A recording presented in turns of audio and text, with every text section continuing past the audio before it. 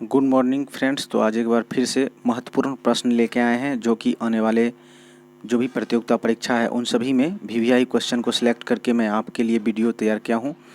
तो इसमें सारे वीवीआई क्वेश्चन हैं, आप जो है ज़रूर देखिए और आने की संभावना जो है 100% है। तो आप जो है पूरे वीडियो को ज़रूर देखिएगा। देखिए, जो पहला क्वेश्चन है थंबनेल पे लगा हुआ कि दुनिया का पहला 3D प्रिंटेड मंदिर किस राज्य में बनाया जा रहा है। तो इसका आंसर जो है आप लोग कमेंट कीजिए और इसी वीडियो में मैं इसका आंसर बताता हूँ। तो चलिए पहला क्वेश्चन से स्टार्ट करते हैं, तब तक इसका आंसर आप दीजिए। पहला क्वेश्चन देखिए क्या रहा है कि नए संसद भवन का उद्घाटन किसने किया। आपको पता होगा कि नए संसद भवन का जो है उद्घाटन किया गया है और हाल ही में किया गया है। तो इसका उद्घाटन किसने किया है, तो आंसर इसका हो जाएगा प्रधानमंत्री, ऑप्शन नंबर सी, प्रधानमंत्री नरेंद्र मोदी के द्वारा संसद भवन का निर्माण होने के बाद 28 मई 2023 को इसका उद्घाटन किया गया। ध्यान रखिएगा, इसका शिलान्यास प्रधानमंत्री मोदी के द्वारा ही किया गया था, जो कि 10 दिसंबर 2020 को हुआ था। ध्यान रखिएगा, इसका निर्माण जो है टाटा प्रोजेक्ट कंपनी के द्वारा किया गया। और इस संसद भवन का जो क्षेत्र है, कहने का मतलब जो स्ट्रक्चर है वह त्रिभुजाकार है और इसके 3 दरवाजे ही हैं। ध्यान रखिएगा, 3 दरवाजे हैं यानी 3 मुख्य द्वार है। ध्यान रखिएगा, तो बहुत वीवीआई क्वेश्चन है ये।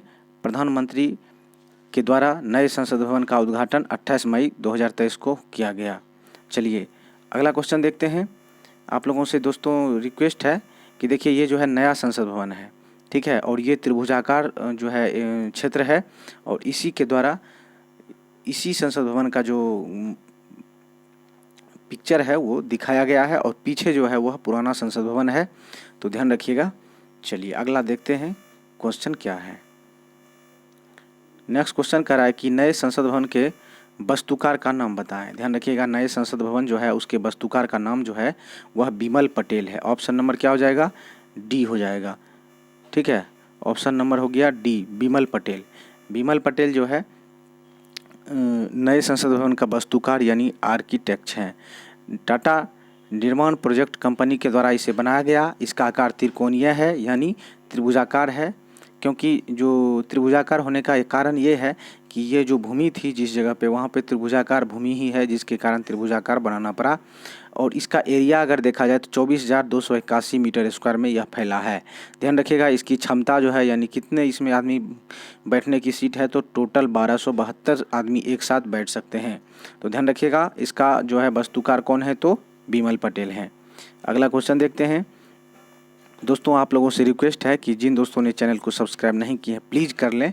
आप ही के जो है सब्सक्राइब करने से मेरा चैनल ग्रो करेगा। तो प्लीज़ आपसे रिक्वेस्ट है कि चैनल को जो है सब्सक्राइब कर लें और दोस्तों को भी शेयर करें जो कि कंपटीशन की तैयारी कर रहे हैं। तो चलिए नेक्स्ट क्वेश्चन देखते हैं। कह रहा है कि पीएम मोदी ने नए संसद भवन में किस जगह पर संगोल स्थापित किया है। ध्यान रखिएगा, संगोल। तो आंसर क्या हो जाएगा, लोकसभा अध्यक्ष की कुर्सी के पास। ऑप्शन नंबर क्या हो जाएगा, तो बी हो जाएगा। लोकसभा अध्यक्ष की कुर्सी जहाँ पे है वहीं पे ये संगोल स्थापित किया जाएगा। ध्यान रखिएगा, संगोल जो है एक प्रकार का प्रतीक है जो कि चोल राजा जो है, चोल काल के जो दक्षिण भारत के जो राजा रहते थे चोल वंश के, वो अपने पास ही रखते थे और इस संगोल से राजदंड जो भी होती थी उसका राजदंड दिया करते थे। ध्यान रखिएगा, और कहने का मतलब ये है कि ये संगोल स्थापित जो है उस समय राजा करते थे। उसके बाद क्या हुआ कि जब अंग्रेज़ आया तो अंग्रेज़ के पास ये चला गया और अंग्रेज़ के शासन के बाद जब भारत की आज़ादी हुई 15 अगस्त 1947 को, तो अंग्रेज़ों ने इस संगोल को प्रथम प्रधानमंत्री पंडित जवाहरलाल नेहरू को सौंप दिया और वे इसे इलाहाबाद के म्यूजियम में रखवा दिए थे। तो ध्यान रखिएगा, उसी संगोल को जो है नए संसद भवन के लोकसभा अध्यक्ष की कुर्सी के पास जो है इसे स्थापित किया गया है। तो ध्यान रखिएगा, इसका सही आंसर हो जाएगा लोकसभा अध्यक्ष की कुर्सी के पास। अगला क्वेश्चन देखते हैं। कल है संगोल किस साम्राज्य में नए राजा को देने की परंपरा थी जिसे संसद भवन में स्थापित किया गया है। तो ध्यान रखिए, अभी जस्ट बताए हैं वो चोल राजा था। तो आंसर नंबर इसका क्या हो जाएगा, डी। चोल शासक जो कि दक्षिण भारत के राजवंश थे, उन्होंने ही क्या किया कि इस संगोल परंपरा को बरकरार रखा और वही संगोल एक बार फिर से नए संसद भवन में रखा गया है। तो ध्यान रखिएगा, आंसर नंबर डी हो गया, चोल वंश। अगला क्वेश्चन देखते हैं। कह रहा है कि नए संसद भवन के द्वार का नाम बताएं, यानी जो गेट होते हैं द्वार, उसका नाम बताने का बारे में पूछ रहा है। तो आंसर क्या हो जाएगा, ज्ञान द्वार, शक्ति द्वार और कर्म द्वार, ये सभी हो जाएगा। आंसर नंबर डी हो जाएगा। ध्यान रखिएगा कि जो नए संसद भवन है इसमें 3 द्वार ही हैं मुख्य, ज्ञान द्वार, शक्ति द्वार और कर्म द्वार, जबकि पुराने संसद भवन थे उसमें जो है 12 द्वार थे। तो ध्यान रखिएगा, बहुत भी आई क्वेश्चन है पूछे जाएंगे कि नए संसद भवन में कितने द्वार हैं, तो 3 द्वार, ज्ञान द्वार, शक्ति द्वार और कर्म द्वार, जबकि पुराने संसद में 12 द्वार थे। ध्यान रखिएगा, बहुत भी आई क्वेश्चन है, तो इसका आंसर हो जाएगा ऑप्शन नंबर डी। अगला क्वेश्चन कह रहा है कि नए संसद भवन में लोकसभा कक्ष की थीम क्या है।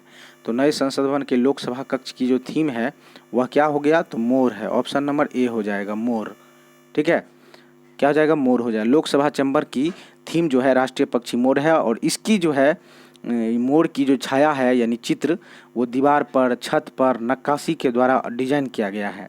ध्यान रखिएगा, बहुत भी आई क्वेश्चन है, तो आंसर इसका हो जाएगा option number A, more. Next question देखते हैं। कह रहे नए संसद भवन के लोकसभा कक्ष की थीम क्या है। तो ध्यान रखिएगा, ये रिपीट क्वेश्चन हो गया, तो आंसर इसका क्या हो जाएगा, मोर हो जाएगा, option number A. Next question है, कह रहा है कि नए संसद भवन में राज्यसभा कक्ष की थीम क्या है। उस समय लोकसभा का पूछा गया, अब राज्यसभा का। तो ध्यान रखिएगा, राज्यसभा कक्ष का जो थीम है वो कमल है। ऑप्शन नंबर क्या हो जाएगा, बी हो जाएगा, कमल।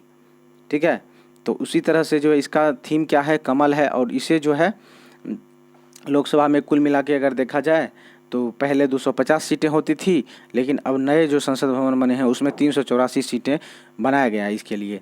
साथ ही इसमें क्या है, लोकसभा और राज्यसभा में एक ही बेंच पे 2 सांसद बैठ सकेंगे, यानी हर सांसद के डेस्क पे अब एक टच स्क्रीन टाइप के, यानी कहने का मतलब डिजिटल रूप से तैयार किया गया है, सब कुछ से लैस किया गया है। तो आंसर इसका क्या हो जाएगा, राज्यसभा में राज्यसभा कक्ष की थीम क्या है, कमल है, और कमल के फूल को छत में और इस तरह से दीवार में भी उरेका गया है। तो ध्यान रखिएगा, आंसर नंबर इसका बी हो जाएगा, कमल। नेक्स्ट क्वेश्चन देखते हैं, क्या कह रहा है कि संसद भवन की छत पर राष्ट्रीय प्रतीक अशोक चिन्ह स्थापित किया गया, इसका वजन बताएं। तो ध्यान रखिएगा, जो राष्ट्रीय प्रतीक अशोक चिन्ह है इसका वजन कितना है, तो आंसर हो जाएगा option number D, 9500 kilogram. Option number क्या हो गया, डी हो जाएगा। ध्यान रखिएगा, यह 9500 kg का राष्ट्रीय प्रतीक है जो कि छत पे बनाई गई है, यानी संसद भवन के छत पे। ठीक है, इसकी ऊंचाई कितना है, तो 6.5 मीटर। इसकी ऊंचाई 6.5 मीटर है। देखिए दोस्तों, जितने भी क्वेश्चन हैं मैं VVI क्वेश्चन को कम्युनिटी टैब में भी डालता हूं, तो आप वहां से भी पोल इसका कर सकते हैं कि और सही आंसर लगा सकते हैं। तो चलिए अगला क्वेश्चन देखते हैं। नेक्स्ट क्वेश्चन है कि नए संसद भवन उद्घाटन के दौरान PM मोदी ने कितने रुपये का सिक्का जारी किया है। तो ध्यान रखिएगा, आपको पता होगा 75 रुपये का। ऑप्शन नंबर सी हो जाएगा, 75 रुपये का सिक्का जो है मोदी के द्वारा लॉन्च किया गया है। यह सिक्का के एक तरफ अशोक स्तंभ रहेगा और दूसरी तरफ संसद की तस्वीर होगी जो कि नए संसद की होगी।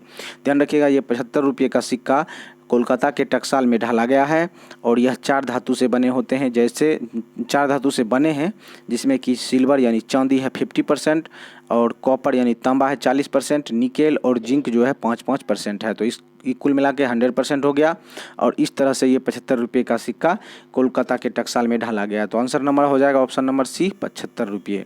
अगला क्वेश्चन कह रहा है कि चेन्नई सुपर किंग्स ने IPL 2023 में ट्रॉफी जीत ली, उसने फाइनल में गुजरात टाइटंस को कितने विकेट से हराया है। तो ध्यान रखिएगा, कितने विकेट से हराया है आपको पता होगा, जो क्रिकेट देखते हैं उनको तो कंफर्म पता होगा। तो आंसर क्या हो जाएगा, 5 विकेट से। तो आंसर नंबर हो गया बी, 5 विकेट से उन्होंने गुजरात टाइटंस को हरा दिया है। तो ध्यान रखिएगा, गुजरात टाइटंस को हराया, और किसने हराया, तो चेन्नई सुपर किंग्स। ठीक है, आंसर नंबर बी हो गया। चलिए अगला क्वेश्चन देखते हैं।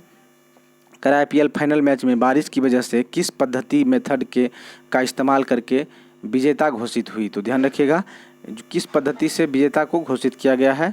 तो ध्यान रखिएगा, आंसर क्या हो जाएगा इसका, तो आंसर हो जाएगा DLS। ठीक है, आंसर DLS हो जाएगा।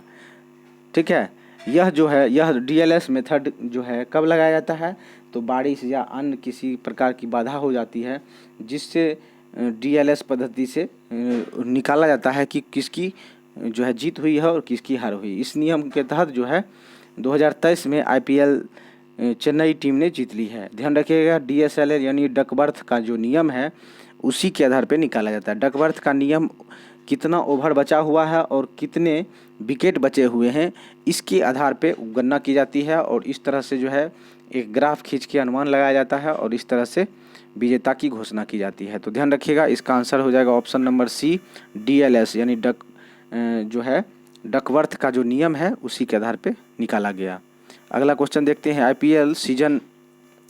IPL 2023 सीजन में ऑरेंज कप के विजेता कौन है? तो ध्यान रखिएगा, ऑरेंज कप जो है वह शुभम गिल को मिला है, तो आंसर नंबर इसका डी हो जाएगा। ध्यान रखिएगा, ऑरेंज कप किसको मिला है? तो शुभम गिल को। ध्यान रखिएगा, शुभम गिल जो है ये ऑरेंज कप किसको दिया जाता है? तो सबसे ज़्यादा इस पूरे IPL में सबसे ज़्यादा रन बनाने वाले को ही ऑरेंज कप दिया जाता है। और शुभम गिल जो है गुजरात टाइटंस के खिलाड़ी हैं, इन्होंने 17 मैच में कुल 890 रन बना डाली और इसी के एवज में इन्होंने ऑरेंज कप के साथ साथ 10 लाख रुपये भी मिले हैं। तो आंसर नंबर क्या हो जाएगा? डी हो जाएगा। अगला क्वेश्चन देखते हैं, IPL 2023 सीजन में पर्पल कप के विजेता कौन है? तो ध्यान रखिएगा, पर्पल कप के विजेता है Mohammed Shami. Option number C हो गया, मोहम्मद शमी। तो पर्पल कप किसे दिया जाता है? तो जो कि पूरे IPL सीजन में सबसे अधिक विकेट लिए हैं उनको जो है पर्पल कप दिया जाता है। तो पर्पल कप इस बार जो है 23 में मोहम्मद शमी को दिया। इन्होंने क्या किया? तो इन्होंने IPL में सबसे ज़्यादा यानी विकेट लिए, यानी 16 मैच में 28 विकेट लिए और इन्हें पर्पल कप के साथ साथ 10 लाख रुपये का इनाम भी दिया गया है। तो ध्यान रखिएगा, आंसर नंबर जो है ऑप्शन नंबर सी हो गया। अगला क्वेश्चन देखते हैं, IPL 2023 के फाइनल मैच में प्लेयर ऑफ द मैच का अवार्ड किसे खिलाड़ी को मिला है? तो ध्यान रखिएगा, प्लेयर ऑफ द मैच का जो अवार्ड जो है वह किसे मिला है? तो डेवॉन कॉनवे को। ऑप्शन नंबर ए हो गया, डेवॉन कॉनवे को। ठीक है, तो आंसर नंबर क्या हो गया? ए हो जाएगा। अगला क्वेश्चन जानने से पहले देखिए कौन सा अवार्ड और विजेता और अवार्ड का मनी कितना है। तो ध्यान रखिएगा, चैंपियन बना कौन? तो चेन्नई सुपर किंग्स और उसे 20 करोड़ रुपये दिए गए। ध्यान रखिएगा, ऑरेंज कप किसे दिया गया? तो शुभम गिल को, जो कि गुजरात टाइटंस के खिलाड़ी हैं और 10 लाख रुपये भी मिले हैं। पर्पल कप मोहम्मद शमी को, गुजरात टाइटंस के खिलाड़ी हैं और 10 लाख रुपये इन्हें भी मिला है। फिर amazing player of the series Yashasvi Jaiswal, जो कि राजस्थान रॉयल्स से हैं, उन्हें भी 10 लाख रुपया प्लस ये अवार्ड मिला है। साथ है next game changing of the season, तो शुभम गिल जो कि इन्हें गुजरात टाइटंस के हैं, इन्हें भी 10 लाख मिला है। और कैच ऑफ द सीजन, सबसे अधिक कैच किसने लिया? तो राशिद खान, इन्हें भी 10 लाख मिला है और इस तरह से अवार्ड भी मिला है। सीजन में सबसे ज़्यादा छक्के यानी 36 छक्के लगाने वाले फाफ डू प्लेसिस, जो कि इन्हें भी 10 लाख का चेक मिला है। तो ध्यान रखिएगा, ये बहुत VVI क्वेश्चन है, इससे क्वेश्चन जरूर बनता है एक, तो ध्यान रखिएगा। अगला क्वेश्चन देखते हैं, कह रहे IPL 2023 जो हो रहा है इसमें 250 मैच खेलने वाले पहले खिलाड़ी कौन बन गए हैं? तो ध्यान रखिए, IPL में 250 मैच खेलने वाले पहले खिलाड़ी महेंद्र सिंह धोनी हैं। इन्होंने लास्ट मैच जो खेले, इन्होंने अंतिम मैच यानी 250वां मैच था और पहले खिलाड़ी इन्होंने बन गए हैं। तो ध्यान रखिएगा, आंसर क्या हो जाएगा? महेंद्र सिंह धोनी हो जाएगा। ठीक है, और कहने का मतलब ये है कि यह पूरे मैच में 250 पूरे IPL में 250 मैच खेल चुके हैं। ऐसा करने वाले प्रथम खिलाड़ी हैं कौन? तो महेंद्र सिंह धोनी। चलिए अगला क्वेश्चन देखते हैं। अगला क्वेश्चन देखिए, कह रहा है कि संयुक्त राष्ट्र शांति सैनिक का अंतर्राष्ट्रीय दिवस कब मनाया जाता है? तो आंसर इसका क्या हो जाएगा? तो आंसर हो जाएगा ऑप्शन नंबर बी यानी 29 मई को। ठीक है, ऑप्शन नंबर बी, संयुक्त राष्ट्र शांति सैनिकों का अंतर्राष्ट्रीय दिवस मनाया जाता है। इसका थीम क्या है 2023 का? तो शांति की शुरुआत मुझसे होती है। ध्यान रखिएगा, 2023 में संयुक्त राष्ट्र शांति सैनिक की स्थापना की यह 75वीं वर्षगांठ है, यानी हम कह सकते हैं कि 75वीं वर्षगांठ मनाई जा रही है। और साथ ही संयुक्त राष्ट्र शांति सैनिक को ब्लू हेमलेट के रूप में भी जाना जाता है। ध्यान रखिएगा, संयुक्त राष्ट्र शांति सैनिक को ब्लू हेमलेट के रूप में भी जाना जाता है। तो आंसर इसका जो है क्या हो जाएगा? तो 29 मई को मनाया जाता है। तो ऑप्शन नंबर हो गया बी। तो दोस्तों, आप लोगों से रिक्वेस्ट है कि अगर ये चैनल आपको पसंद आते हैं तो ज़रूर आप सब्सक्राइब करके दोस्तों को भी शेयर करें और लाइक कर दें। प्लीज़, आपका जो है इतना तो हक ज़रूर बनता है और आपके लाइक कर देने से कुछ बिगड़ेगा नहीं, तो प्लीज़ लाइक करके शेयर कर दें। आज के लिए यहीं तक, धन्यवाद।